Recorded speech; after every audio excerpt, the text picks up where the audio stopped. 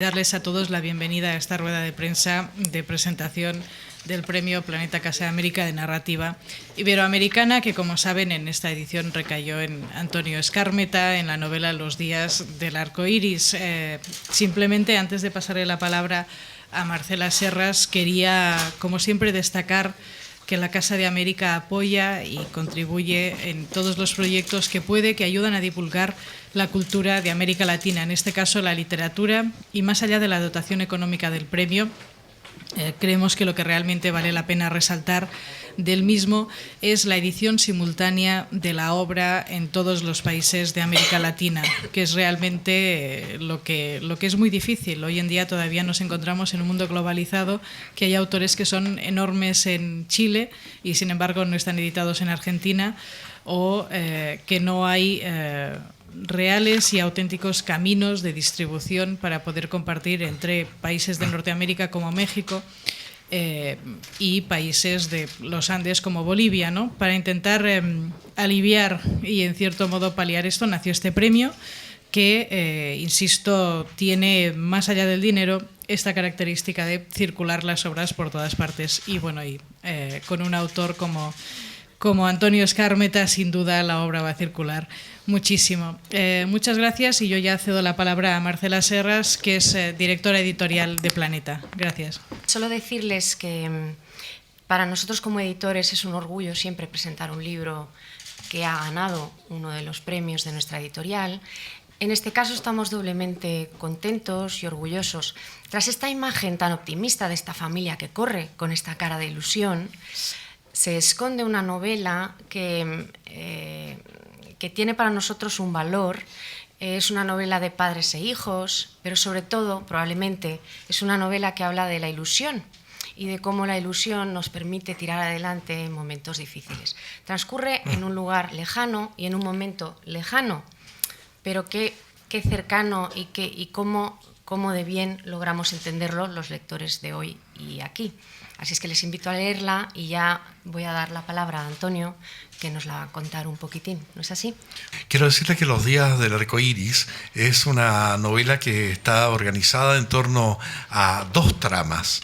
La mayor y la fundamental es un momento muy luminoso en la historia de Chile, cuando en 1988 los chilenos, tras 15 años de férrea dictadura en que los medios de comunicación, especialmente la televisión, están ferozmente cerrados a toda crítica al dictador, los chilenos son convocados por el dictador a un plebiscito, donde Pinochet les pregunta: ¿quieren ustedes, queridos conciudadanos, tenerme a mí ahora como presidente con un tinte un poquitito más democrático por otros 8 años más como presidente?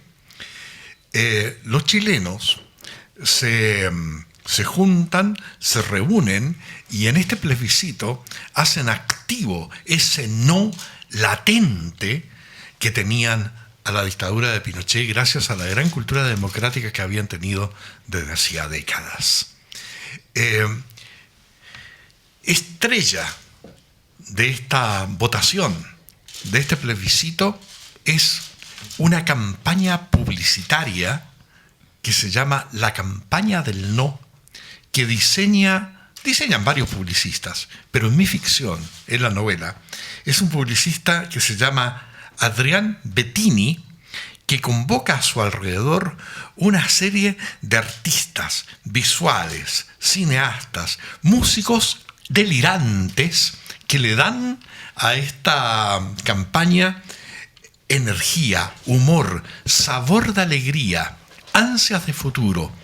Todo lo contrario de lo que había en la población, que sentía que el peso de la dictadura era tan grande que era prácticamente imposible de desplazarla.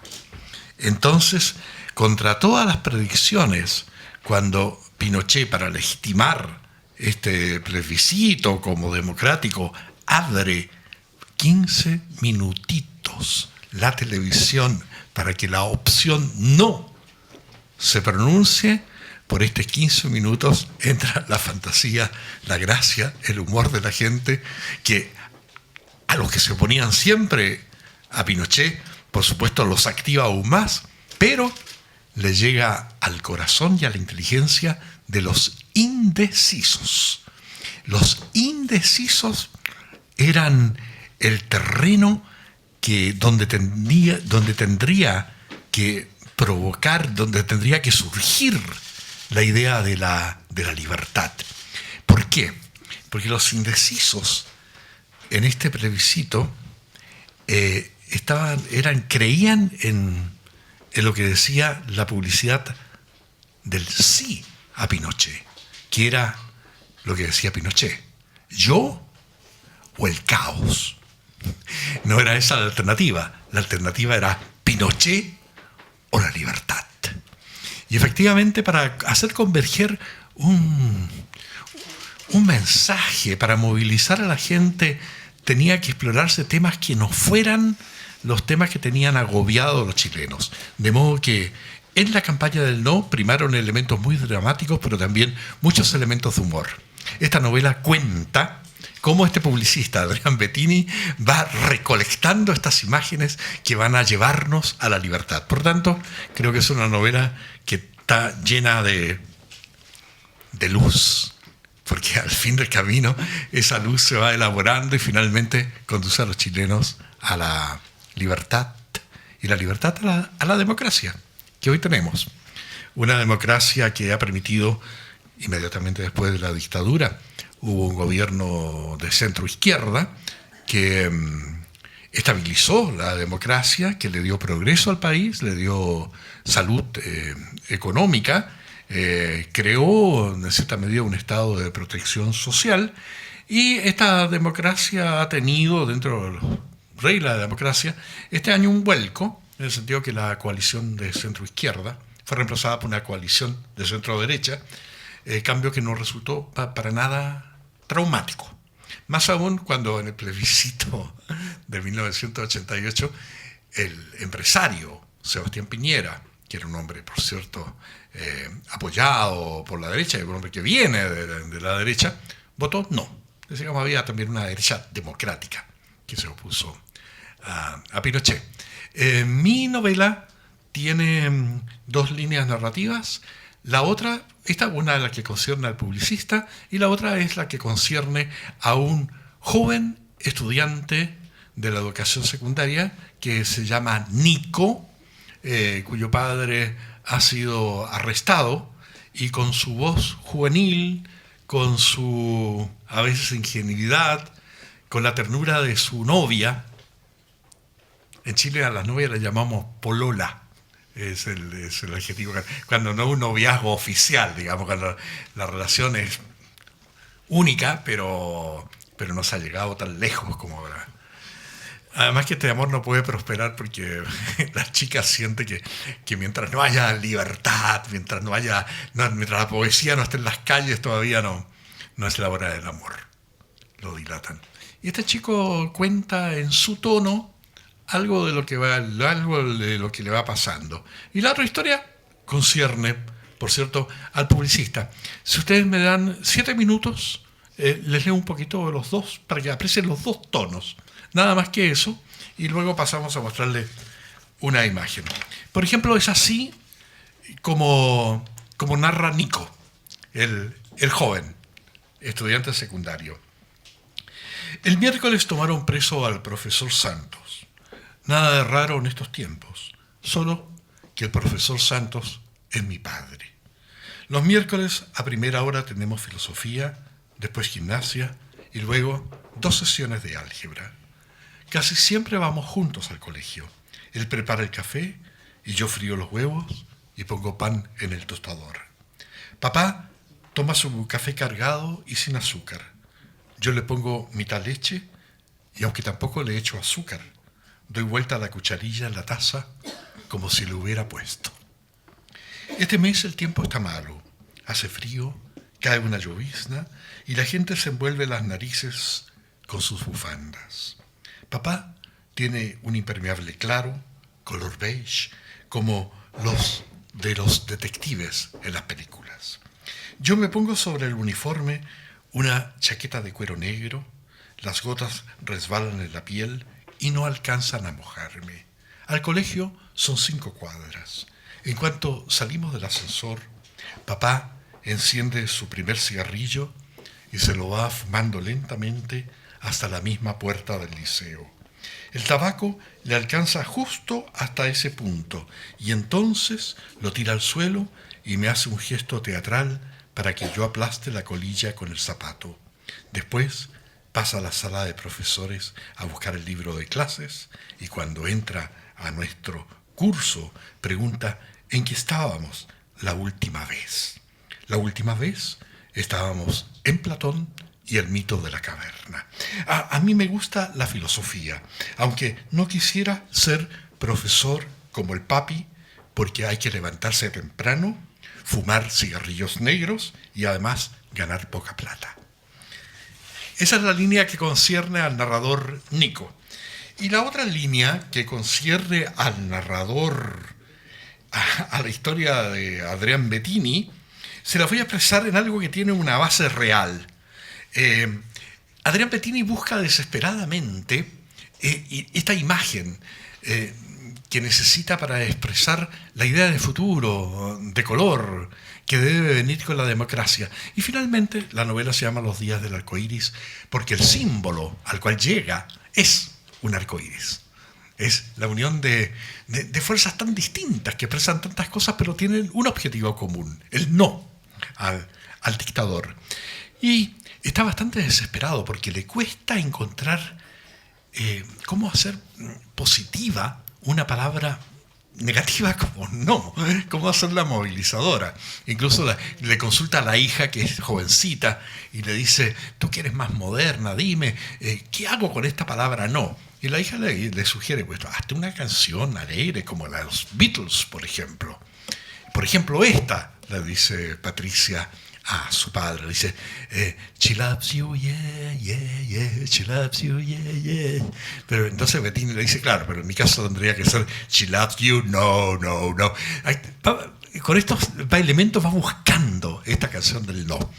De pronto se introduce en la vida de Bettini un personaje que es real en la historia de Chile, que es un artista que se hace llamar Florcita Motuda, que lo visita y le plantea la idea de una canción. Les voy a leer un trocito de esta parte que concierne a este otro espíritu que tiene la novela. Se presenta un hombrecito y pide hablar confidencialmente con el señor Bettini, mandado por este es Nico, que lo ha conocido en el colegio. Dice, Nico me dijo ayer en el colegio que usted va a encarar la publicidad del no con alegría, que usted nos va a decir que cuando gane el no, la alegría volverá a este país. Esa es mi intención, pero hasta el momento no he llegado muy lejos. Ni siquiera tengo la canción para la campaña. Por eso es que Nico me mandó a verlo. Yo tengo la canción del no que usted necesita para la campaña. ¿La compuso usted? Oh, no. La compuso Johann Strauss, pero la letra es mía. Cántela, por favor. Alarcón movió su cabeza en distintas direcciones, como picoteando el salón con su mirada. ¿Piano habemos? Habemos, repuso Bettini. El próximo minuto fue una briosa interpretación de El Danubio Azul. Luego se detuvo abruptamente y le clavó al dueño de casa una mirada desafiante. ¿Conoce la melodía? La conozco.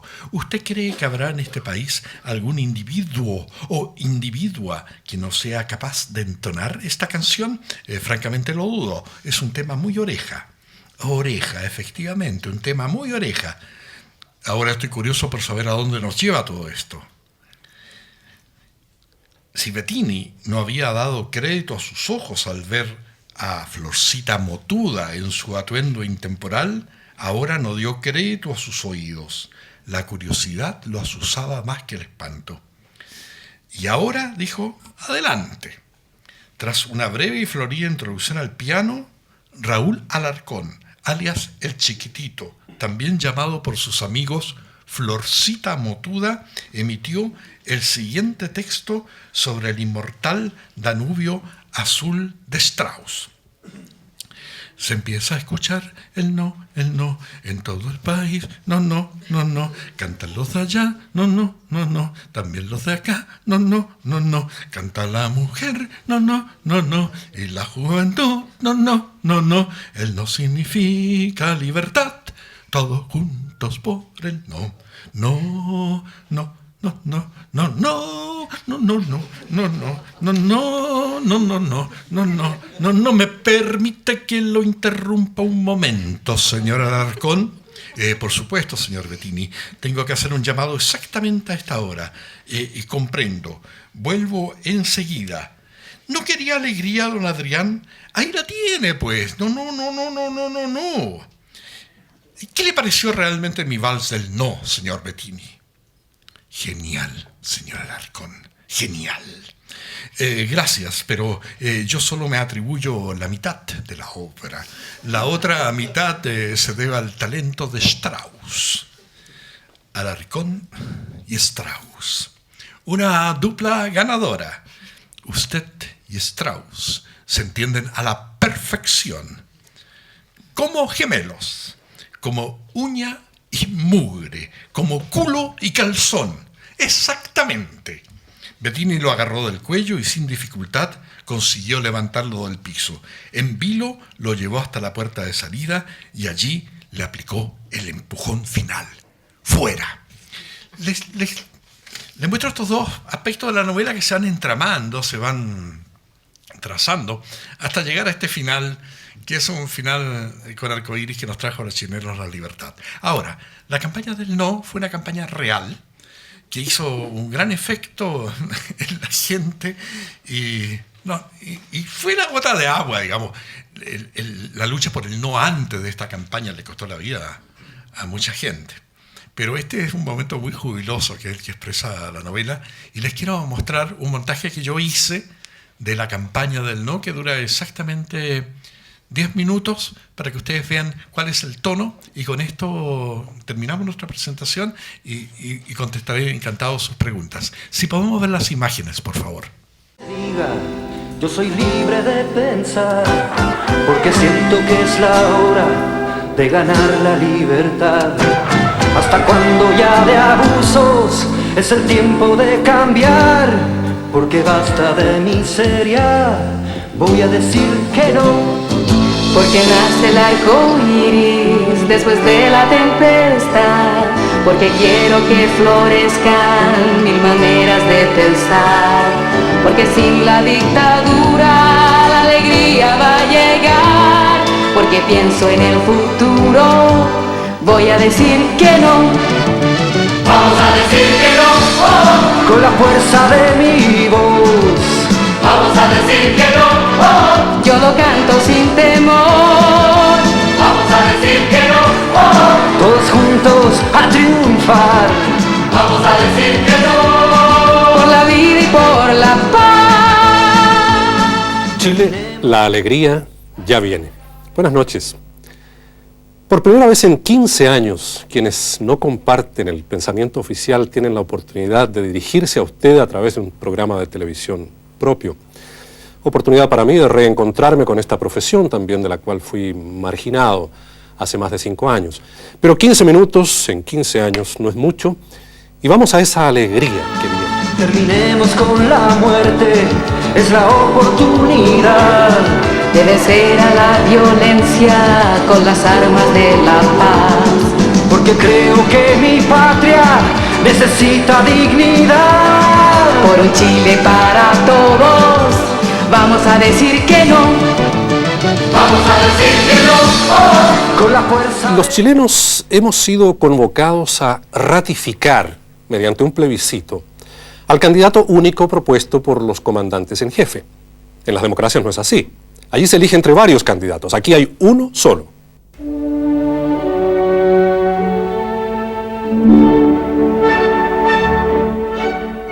General Rodolfo Stange Elkers, director de Carabineros, dijo: La persona que ocupe el cargo de presidente de la República no puede ser comandante en jefe de nada.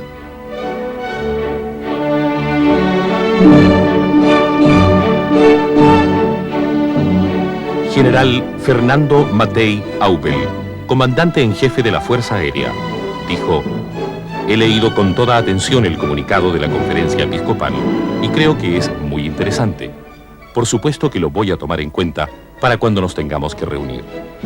El ideal sería un cambio de persona, pero no un cambio de sistema.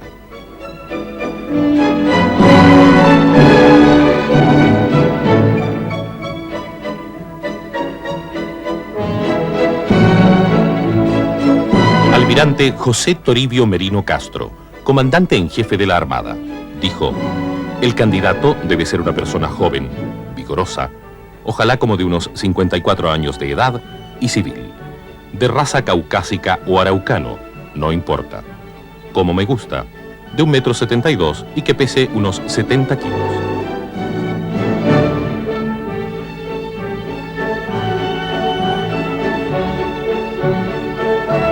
Capitán General Augusto Pinochet Ugarte, comandante en jefe del ejército. Este hombre dijo: mi contestación es categórica. Me retiraré en 1989. Se nominó al comandante en jefe del ejército, a pesar de lo dicho por el general Stange. No se tomó en cuenta el llamado de los obispos, como había dicho el general Matei. El designado no era ni joven ni civil, como había dicho el almirante Merino. Y este hombre, que dijo se retiraría, quiere permanecer hasta 1997.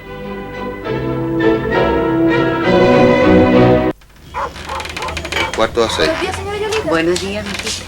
Su cera, joven. Buenos días, don Aníbal. Buenos días. Deme 2 marraquetas. ¿Cómo no, señora Yolita? Ya, aquí está su pancito. ¿Algo más?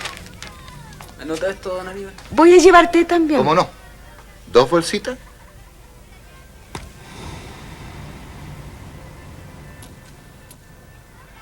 Una nomás. Todos tenemos una razón para votar no. No más miseria. Soy madre de Alfredo Roja Castañeda, detenido y desaparecido el 4 de marzo de 1975. Soy hermana de Nicomedes II Toro Bravo, soy esposa detenido y de Enrique desaparecido Soy hermana de Newton Morales Saavedra, Silva Bustos, detenido. Soy madre de Manuel Jesús Isidro Miguel Ángel Pizarro. Detenida y desaparecida el 27 Soy hermana de Ruperto Torres Aravena, detenido y desaparecido desde el 13 de octubre de 1973.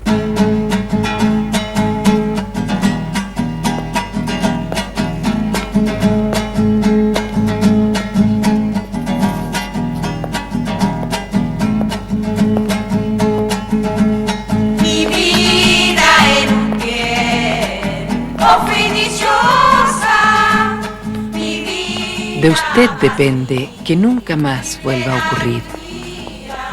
No más desaparecido.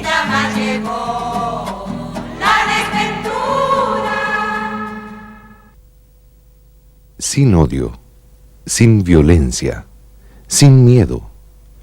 No más. Vote no. Señor, ¿qué le diría usted a un dictador?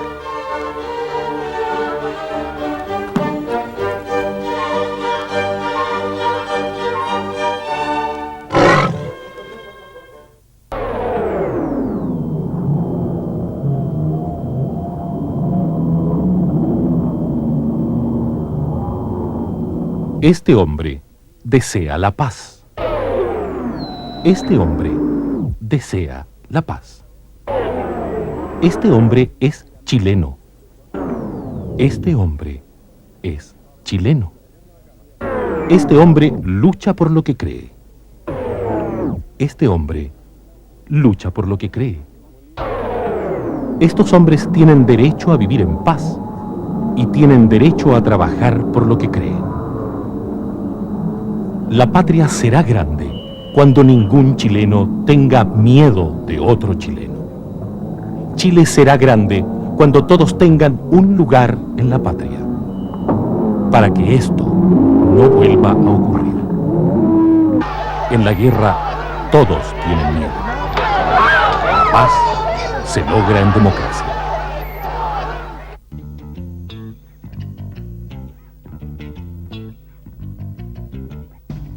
No es anillo que brilla en la mano, no es el príncipe para los gitanos, no es la espada para el mosquetero, no es enigma para el hechicero. No, no, no, no me gusta, no, no lo quiero, no, no me gusta, no, no lo quiero, no, no. Me hace mal verlo todos los días, me molesta su sonrisa fría, me incomoda su literatura, me deprime su minicultura. No, no, no, no me gusta, no, no lo quiero, no, no me gusta, no, no lo quiero, no, no. No, no, no, no, no, no, no, no, no, no.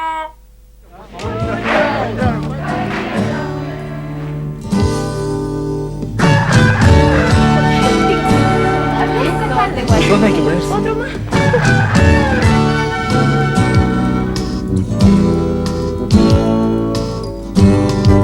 Aló, presidente, piensa eternizarse en el poder. Vamos a decir que no, oh, con la fuerza de mi voz.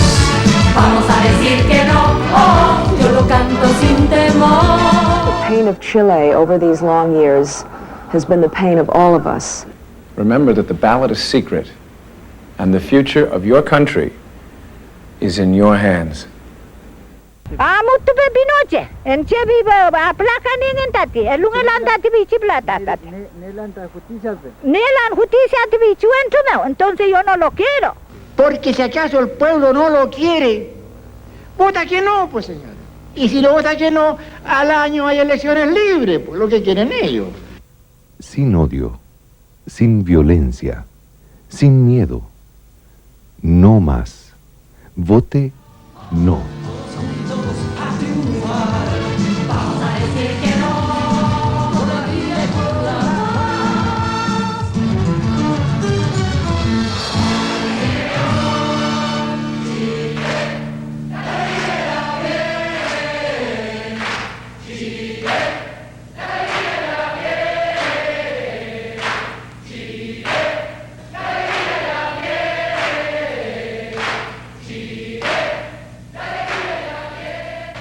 En pocos segundos más este programa tiene que terminar. No tenemos más espacio. A partir de ese instante usted solo podrá conocer la opinión oficial. Que Chile sea libre y tenga una televisión libre depende ahora de usted. La alegría está en sus manos. Hasta pronto.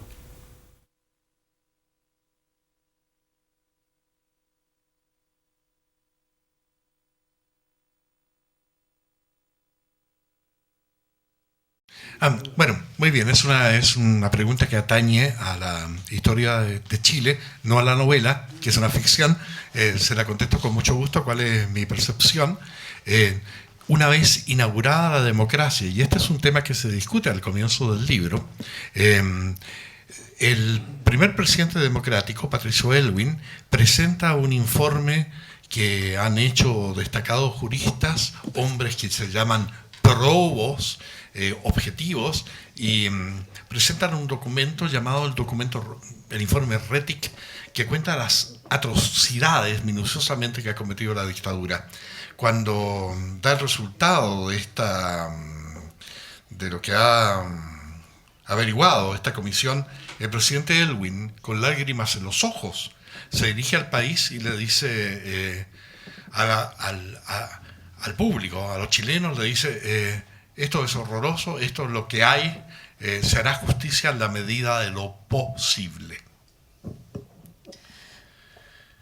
Buenos días, soy... Perdón, que hice una pausa inoportuna para eso. Voy enseguida a la verdad. Como ustedes comprenderán, hacer justicia en la medida de lo posible es un tema que se discute en la novela. Los valores son valores absolutos. Es decir, no puede haber valores relativos. ¿Se hace justicia o no se hace justicia? Lo que sucedió en Chile, desde mi perspectiva, fue ambas cosas. Se hizo y no se hizo. a medida que la democracia se iba consolidando y que se alejaba el peligro de un retroceso, porque Pinochet, una vez desplazado del gobierno, mantuvo el cargo de comandante en jefe del ejército y sus ideas. Durante el primer tiempo, la gente tuvo la sensación de que la democracia era precaria y que en cualquier momento podía haber un retroceso. De manera que la política chilena en el tema de los derechos humanos, de la investigación, la condena, el castigo a los culpables, mantuvo un tranco, podríamos llamar, zigzagueante. A medida que se consolidaba la democracia, se avanzaba en algunos casos y en otros no. Cuando se avanzaba demasiado y se prendía una voz de alerta en ciertos ejercicios sospechosos militares, se paraba una investigación o se retrocedía. Y así se siguió andando. Un balance se puede decir que con bastante entereza, con pujanza, los chilenos presionaron para que se hiciera justicia, se investigaran los casos y se logró en muchos casos. En otros casos, no hasta el momento. El caso más emblemático es del mismo general Pinochet, que luego de ser apresado en Londres fue llevado a Chile para se le siguió un juicio. El general no solamente tenía algunas virtudes represivas, sino que parece que era un histrión, porque en Londres se fijó seriamente enfermo, pero en cuanto llegó de vuelta a Chile, mandado de vuelta por razones humanitarias, se levantó de la silla de ruedas y caminó para abrazar a sus camaradas de armas. De allí en adelante se mantuvo dentro de un hospital militar y el juicio que se le inició fue, como lo pronostiqué en un artículo que escribí para varios periódicos europeos en ese tiempo, el juicio fue largo. Y Pinochet, cada vez que lo interrogaban, se estaba más olvidadizo, más desmemoriado. En fin, él finalmente murió sin que se pudiera llevar a cabo el juicio y no se quisiera llevar el juicio ni la condena. Muchos de sus colaboradores están hoy en la cárcel, muchos de los crímenes fueron investigados y se llevaron adelante. Otros no, otros han escapado con distintos artilugios a eso. Digamos, no puedo contestar su pregunta sino de esta manera realista. Sí y no. En parte sí, en parte no. Se unió el ansia de hacer justicia con cierto pragmatismo político que impidió tocar ciertas zonas vedadas porque se encontraban que eran muy frágiles, muy precarias. Sí, ahora sí. Buenos días, soy aquí Marta Morroco de Onda Cero. Quería que nos contase un poquito cómo diría que su novela es más bien política, más bien humana con los personajes, o quizás los protagonistas son la ilusión, la esperanza, es un poco más metafísica. No, esta novela es política secundaria o terciariamente. Esta novela, esta ficción, es una obra sobre el poder de la imaginación para, en coyunturas específicas, provocar cambios libertarios en la sociedad. Es decir, creo en la imaginación, creo en la alianza de los artistas con la gente, creo en toda mi obra que toda la cultura que hemos recibido de la humanidad tiene que actualizarse en la espontaneidad de nuestras vidas cotidianas. Creo en la fusión entre la gran cultura y la calle. Eso ha sido siempre un leitmotiv de mi obra. Esta es una novela que celebra la imaginación, la dignidad de los seres humanos para mantener su dignidad, su no latente a la opresión de sus corazones y su habilidad para hacerlo activo en momentos decisivos. Esto le trajo la libertad a mi país y es una novela, por cierto, alegre porque está escrita desde la libertad conquistada. Sí, Lorena Carrillo para W Radio. Hablando un poco de ese no, nosotros ahora en España estamos viviendo el tema del movimiento 15M, no sé si tiene usted conocimiento, en la Puerta del Sol se están concentrando un grupo de jóvenes, bueno, no solo jóvenes, que están negando ese no a la clase política y que proponen una serie de reformas. No sé si tiene usted conocimiento de este movimiento. Sí. Quería que valorara un poco la situación. Lo valoro muy bien, lo sé interpretar y creo que es un movimiento, las alternativas de este movimiento pueden dialogar perfectamente con las situaciones que se plantean en esta ficción, que es los días del arco iris. Porque muchas de estas cosas que ocurrieron en Chile fueron movimientos muy amplios que escapaban de los márgenes estrictamente políticos.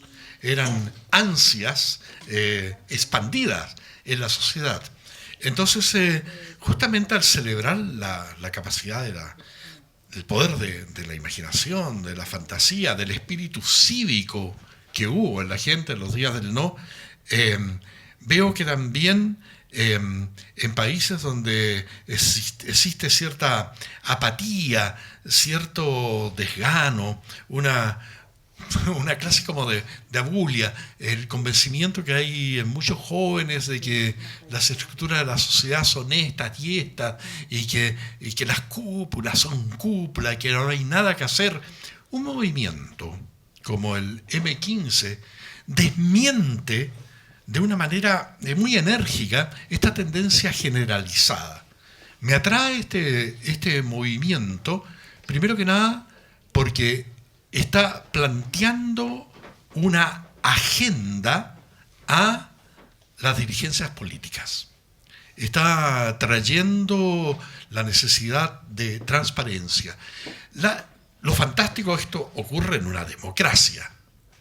Y lo que me gusta de este movimiento, hasta dónde se ha mostrado y cómo se ha mostrado hasta ahora, es que es un movimiento que busca más transparencia, que busca más inclusión de más protagonistas en la vida democrática. Y yo creo firmemente que la democracia no es algo que... Y la libertad no es algo con lo cual nacemos. El hecho de que seamos libres, en algún momento a alguien le costó mucho. Y me gusta que las novelas, que las ficciones, como muchos films, nos cuenten la historia de dónde viene esa libertad que disfrutamos. Y esta gente está ejerciendo una libertad crítica. Está planteándole a las dirigencias más urgencia, más énfasis, más transparencia, nuevos temas. Y lo más importante, como en el caso del plebiscito chileno que nos dio la libertad, lo está haciendo de una manera pacífica. Ahora, la incógnita que queda abierta es, estas son propuestas, es un estado de ánimo que están formulando. Una vez que este estado de ánimo, que esta formulación de una incomodidad tenga una plataforma que plantear para que se lleve adelante, ¿cuál va a ser la vía que van a tomar? Puede ser la vía, perdón que me extienda en la pregunta porque me interesa mucho, puede ser, aparentemente en una democracia, las vías son las vías institucionales. Es decir, los partidos entonces, que si son sensibles a estos llamados, debieran tener una renovación en sus filas, a aguzar su sensibilidad y tomar en cuenta lo que la gente va pidiendo. Ahora los partidos pueden llegar a formular cambios en la institucionalidad, por ejemplo, si fuera adecuado. Por ejemplo, en mis informaciones habla mucho de que sería necesario para ser más inclusiva, una democracia más inclusiva y activa. Por ejemplo, hablan de una reforma de la ley electoral. No conozco al detalle cuál es la ley en España, pero sé que en Chile hubo una ley electoral que es bastante tramposa, que no permite en Chile, no permite que algunas mayorías realmente tengan el poder por la distribución de las cuotas. Es algo de ese tipo. Les quiero decir lo siguiente, ¿qué destino tiene un movimiento así? Se ve que es un movimiento que genera simpatía, que es representativo, se ve que agita conciencia, se ve que pone temas. ¿Se va a mantener como movimiento? ¿Va a ser un movimiento que va a entrar a dialogar de tú a tú con los partidos? ¿Se va a constituir en un partido? Yo quiero decir que en el tiempo que gobernaba Pinochet, y termino con esto, en el tiempo que gobernaba Pinochet yo me fui a vivir al exilio Berlín Occidental. Y en ese tiempo yo vi generarse un movimiento que se llamaba Los Verdes, Die Grüne. Y como llevaba mucha vida política, porque yo trataba allí en Alemania de agitar ya sea los partidos políticos, las iglesias, los estudiantes, por la causa chilena, latinoamericana, para ayudar a los demócratas que allá estaban intentando fundar islas de democracia en medio de la dictadura. Yo vi cómo creció ese movimiento. Y recuerdo muy claramente las discusiones que teníamos en los cafés con algunos de sus dirigentes. Yo me acuerdo que este movimiento, que me recuerda mucho el nacimiento de los Verdes en Alemania. Algunos de estos dirigentes, los Verdes estaban divididos. Un buen porcentaje de ellos decía que había que entrar al sistema y que había que meterse en la institucionalidad y desde la institucionalidad, en diálogo, en alianzas con los partidos, darle matices, modificar la política y traer los temas que a ellos les interesaban. Básicamente temas ecológicos, ¿no es cierto? Pero había otros, estos se llamaban los realos, los realistas. Y había otro grupo de verdes que se llamaban los fundis, que eran los fundamentalistas, que decían, no, nada con el sistema, mantengámonos como un movimiento independiente, mantengámonos como una conciencia crítica de la política del país y no intervengamos absolutamente en nada. Ustedes saben perfectamente cómo siguió su historia.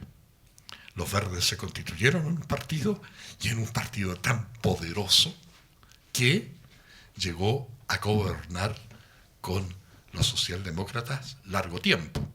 En un tiempo que yo fui embajador en Alemania, designado por el presidente Lagos en Chile, el ministro de Relaciones Exteriores con el cual tuve que tratar era Joschka Fischer, líder del movimiento verde, líder de estos que optaron por el camino real, de traer esa energía a las instituciones y desde las instituciones trabajar sus planteamientos, sus ideas.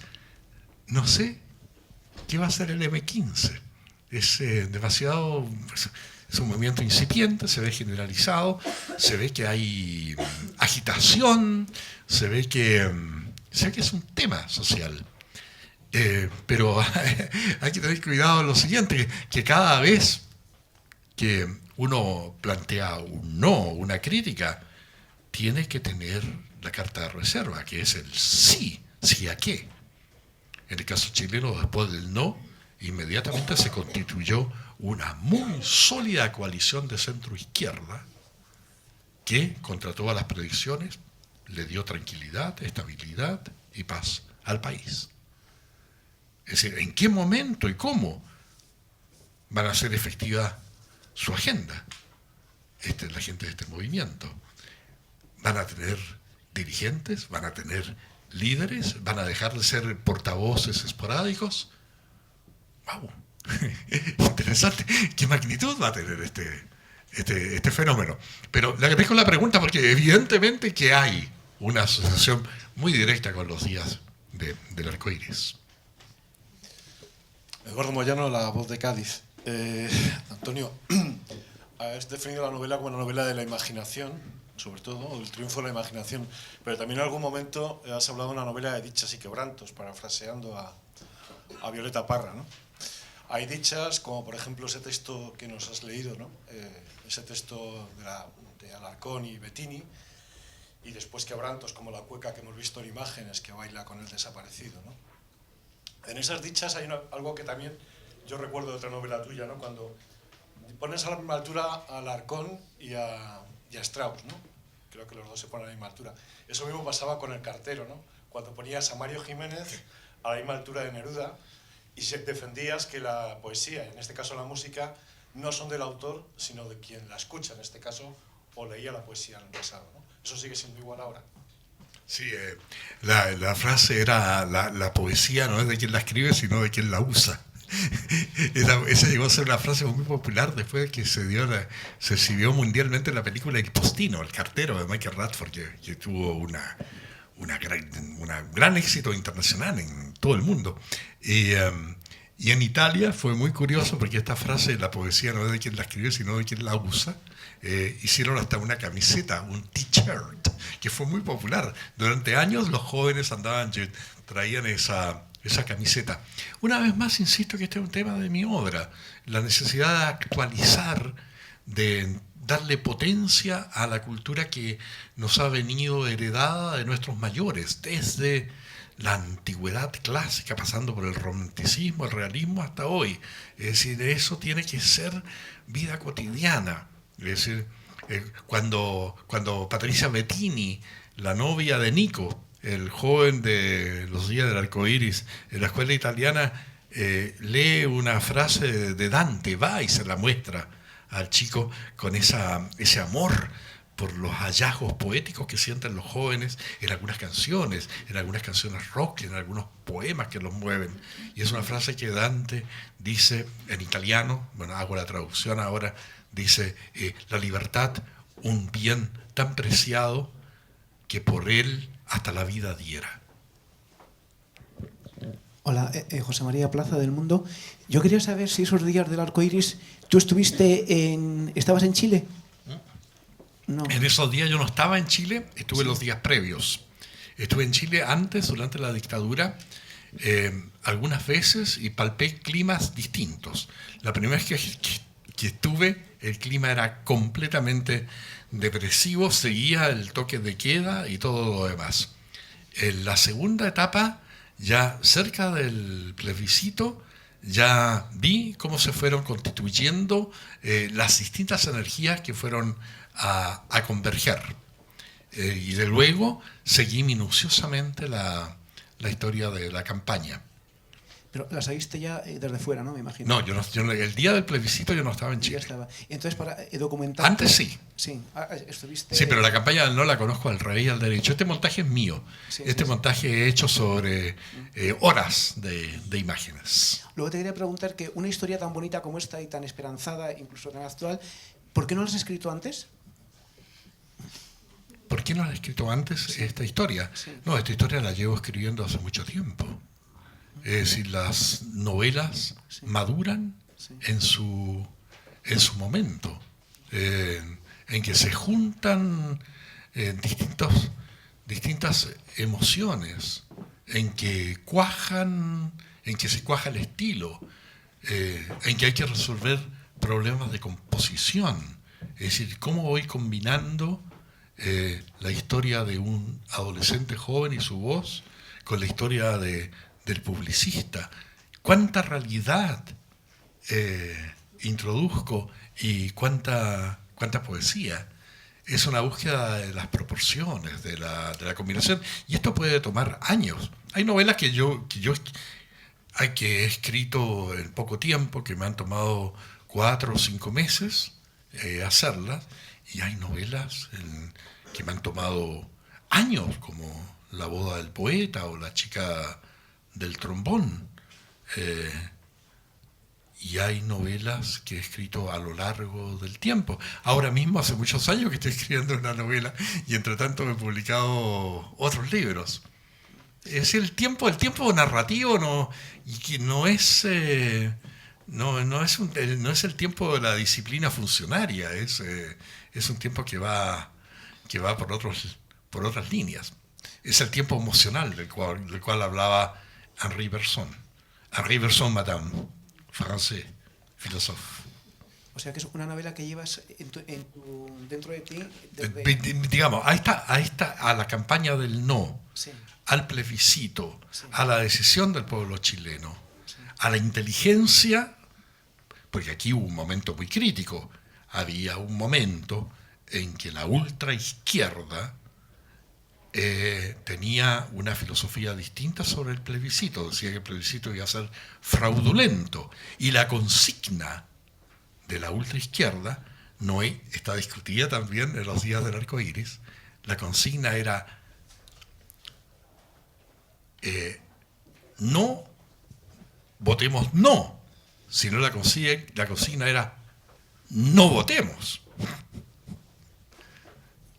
No llamaban a votar no, sino que llamaban a no votar. Y eso hubiera sido la catástrofe.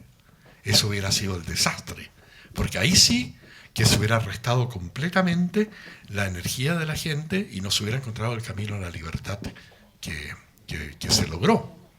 Entonces, mientras el pueblo celebraba el triunfo del no en las calles, y conocía a muchos protagonistas, dirigentes políticos y artistas que habían participado en la campaña del no, algunos otros estaban rezongando en la casa, diciendo que al ganar el no se agudizaban las contradicciones que permitirían otro tipo de lucha. Bueno, sí, esa es la historia. No sé si la historia les es conocida de otra manera. Sí, Javier López Iglesias, Hoy es Arte. Ha cambiado usted un poco el discurso, porque usted presumía hace años de ser un escritor extremadamente lento. Yo recuerdo que se comparaba usted mismo con Vargas Llosa y decía que mientras usted escribía una novela, Vargas Llosa escribía varias. Sigue en esa idea, aunque usted ha dado pistas ya hace un momentín.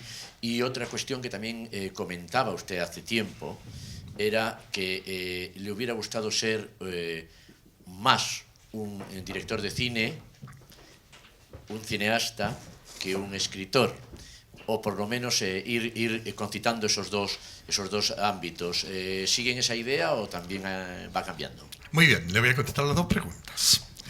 La primera pregunta es un fenómeno y quizá internacionalizado que proviene del prólogo de la novela El cartero de Neruda, que es una novela que ha sembrado confusiones en los 35 idiomas en que está editado. Es una novela que se reedita año a año, además. Se enseña en los colegios, los profesores la alientan porque dice que es una manera muy eficaz de interesar por su informalidad, su humor, de interesar a los jóvenes en la poesía y en la literatura. Pues bien, en la novela Cartero de Neruda hay un prólogo. Y ese prólogo está escrito no por el autor, sino por un personaje ficticio, que es quien escribe la novela. Este personaje ficticio dice, entre otras cosas, varias cosas que realmente no tienen nada que ver conmigo.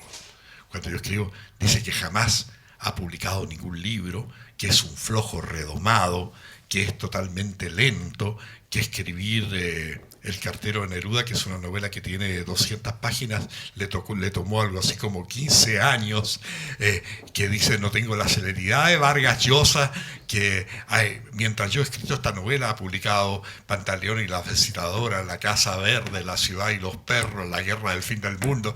Es todo irónico. Es todo irónico. No hay una comparación. Es el prólogo del cartero de Neruda intenta definir un narrador ficticio que es el que va a contar la historia. Entonces no lo hace Antonio Escármeta, que es un hombre con estudio a posgrado, profesor de filosofía, experto en filosofía contemporánea, experto en otras materias, que ya ha tenido premios internacionales atractivas, sino que reduce la perspectiva del narrador, finge un narrador que va a contar una historia, la historia de Neruda y el cartero, como un narrador que todavía no ha logrado escribir nada. Es una manera irónica, autoirónica, de engancharse con el lector en una informalidad para desmitificar la figura de un mito poético tan grande como Neruda y hacerlo querible, cercano. Le digo todo esto porque el colmo de la confusión fue cuando hubo una edición colombiana en una editorial que se llamaba Oveja Negra. ¿Alguno de ustedes tuvo participación en este crimen? En la biografía que se escribe de mí en ese librito está tomada del prólogo. Entonces, yo inventaba un personaje en la biografía que dice, estuvo 25 años escribiendo esta obra, hasta entonces está inédito. Mira, ha sido una confusión deliciosa. Bueno, afortunadamente en otros países se dieron cuenta que es ficción. Bueno, faltaba ahí alguna clase de composición, algunos comentaristas que cuando se estudia estética de la novela, se enseña muy claramente que es un narrador ficticio. El narrador ficticio no es la persona que les habla, sino el que cuenta la historia. Entonces muchas veces, otro gran error que se comete es que muchas veces a un personaje que habla en la novela, creen que ese personaje que habla es la opinión del autor, no pues la opinión de un personaje. Ese personaje puede decir, yo odio comer cordero. Entonces después viene el periodista y le pregunta, oye, señor Escármeta, ¿por qué a usted no le gusta el cordero? No, pues al personaje al que no le gusta. No, es que de repente te enrostran opiniones de los personajes como si fueran tuyos. Uno trata de crear los personajes dándole verosimilitud, volumen, espontaneidad, credibilidad, gracia. Y eso muchas veces creen que el propio autor está metido ahí, pero no es así. Y lo del cine, no, yo nunca he querido ser director de cine. Fui solamente una vez, hice la primera versión del Cartero, Ardiente Paciencia. El protagonista de Ardiente Paciencia fue Roberto Parada, a quien está dedicada Los días del arco iris. Fue mi profesor de inglés en el colegio, la escuela secundaria, en el instituto. Fue él quien me introdujo el amor por William Shakespeare, que se introduce por todos lados dentro de esta obra. Roberto Parada le pasó, mataron a su hijo, ¿no? Fue cuando que estaba representando una obra, ¿no? Exactamente, y es un tema que está tratado de otra manera dentro de esta novela. El destino del hijo, de alguna manera, se asocia al destino del maestro. Hay dos temas que tienen una actualidad mismo. Por un lado, la exhumación del cadáver de Salvador Allende, cómo se sigue recordando a Allende en Chile, y por otro diferente, pero otro de los personajes que aparecen en el libro es Bob Dylan, de alguna manera, que cumple 70 años. Bob Dylan 70. I feel like a Rolling Stone too. ¿Saben que la canción esta de Bob Dylan, que se llama Like a Rolling Stone, fue elegida por la revista Rolling Stone como la mejor canción rock de todos los tiempos? Claro que la revista Rolling Stone se llama Rolling Stone, nada raro que eligieron Like a Rolling Stone como la mejor de las canciones. En los días del arco iris, Nico escucha mucha música americana. La canción favorita, que tiene mucho que ver en temas éticos que hay en la novela, es una canción de Billy Joel que se llama Just the Way You Are, Don't Go Changing. Y cosas de la vida. Son coincidencias tan curiosas. Así como llego a España y ha surgido este movimiento 15M, que ustedes mismos, es decir, los periodistas con que estuve ayer en Bilbao hablando de la novela, es decir, todos me traían a colación el tema del 15M a propósito de haber leído la novela. Así como había esta coincidencia, hoy cuando venía aterrizando el avión de Iberia en el aeropuerto, siempre ponen música, ¿verdad? Al aterrizar, ¿verdad? La canción que estaban tocando era la canción de Los días del arco iris, Just the Way You Are. Era una versión de piano, no cantada por Billy Joel.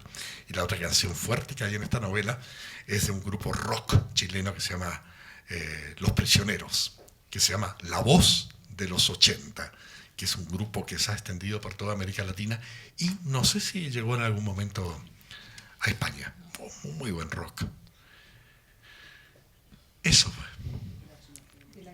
¿Qué más, amigos? Perdón, la exhumación de los restos de Allende. Bien, hasta el momento estaba bastante aceptada, hasta que comenzó a ser cuestionada la versión de que Allende, durante el bombardeo de La Moneda, se habría inmolado suicidándose como un gesto noble, al ver violentada de tal manera la institucionalidad de su país. Se había estimado que era un sacrificio ante la cobardía con que había sido asaltado.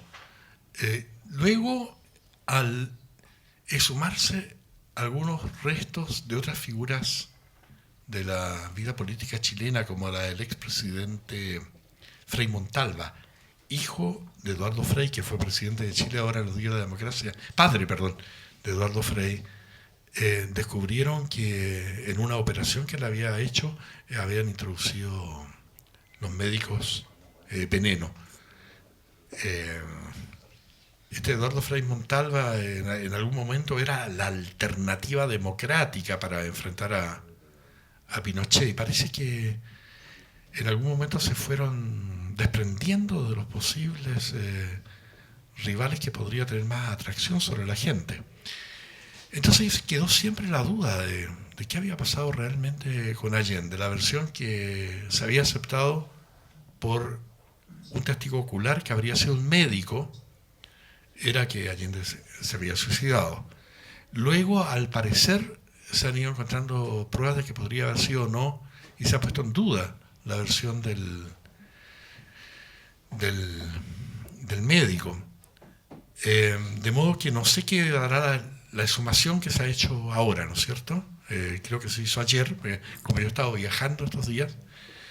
Vamos a ver qué resultados da. Sea como sea, la imagen que hay de Allende en la gente es muy, muy positiva, digamos. Ha quedado como un personaje de valor, de coraje, que intentó un camino original dentro de la vida política chilena. Yo estoy convencido de que nunca quiso un tipo de revolución que no fuera libertaria, como había en los países del bloque socialista. Creo que nunca aspiró a eso. Creo que siempre quiso ser una profundización democrática dentro de los márgenes de la Constitución chilena, con el énfasis, sí, de un marxista. Era un camino muy original. No es hora de discutir si ese camino podría haber tenido o no viabilidad en Chile.